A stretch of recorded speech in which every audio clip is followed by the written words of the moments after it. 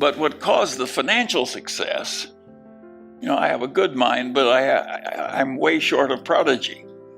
And that came from tricks.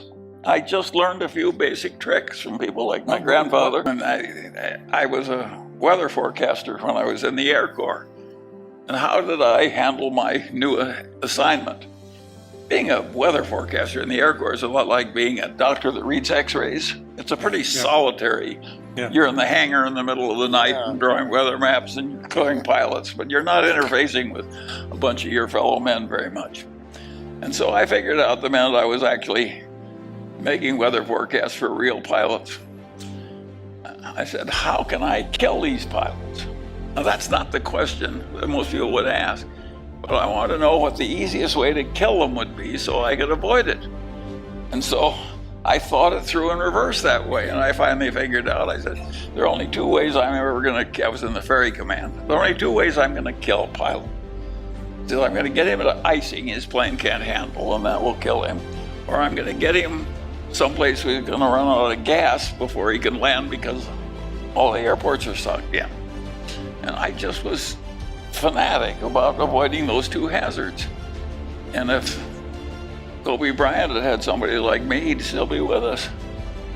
Yeah, it was so stupid to kill yourself that way. But just that basic, I may have learned that from my grandfather. My grandfather would say to me when I'm swimming, he'd say, swim as long as you want, but stay near the shore. He was a very wise man.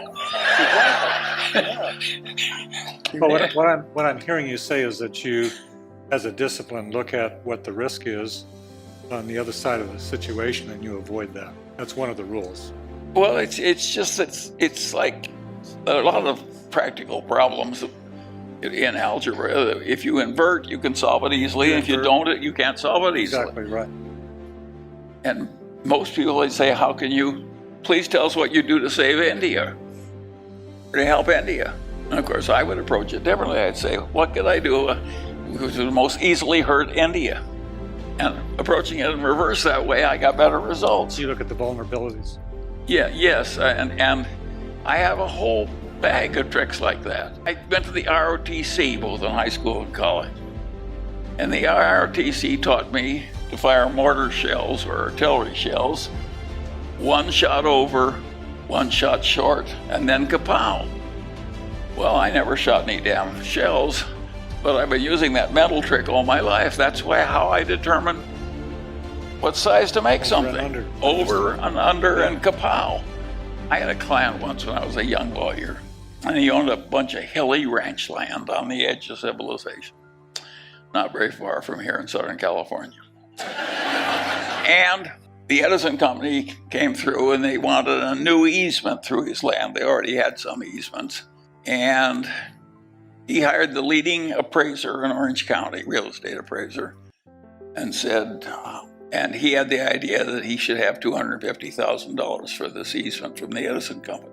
And this leading appraiser, who was very pompous and very old and very distinguished, and he told him, no, I'm sorry, it's only $125,000 value in your damn ranch. And so he came to me and said, Charlie, can you talk some sense into this elderly appraiser? So I looked at his problem and I told the appraiser what I thought how he was doing his own appraisal wrong. I'm not a real estate appraiser, he is. And what he had done is what he was taught to do in appraisal school. He thought the problem through in two dimensions, and he figured out from comparable sales what the value per acre was, and then he computed the acreage, and he had something a little bit on the damage the easement would do to the remaining property and so, but it was all done in 2 dimensions. And I said to this appraiser, you've got to do this in 3 dimensions. God gave us 3 dimensions. And I said, if they put the utility towers, big transmission line towers, which is why it's going to freeze the grade. And the logical way to develop your land is to lop off the top of the hills and put them in the valley. That's the way hilly land is developed, and they're doing enormous damage to you by freezing the grade. And he said, you wouldn't change a damn thing. So I said to my elderly client, I think you have to fire this twit. And I will hire you an appraiser who can think. And so I got him $600,000. And I revolve possibilities and I rag problems hard. And if they don't yield, I come back. And so this is just a bag of tricks, and it enables a non-prodigious man to get prodigious results.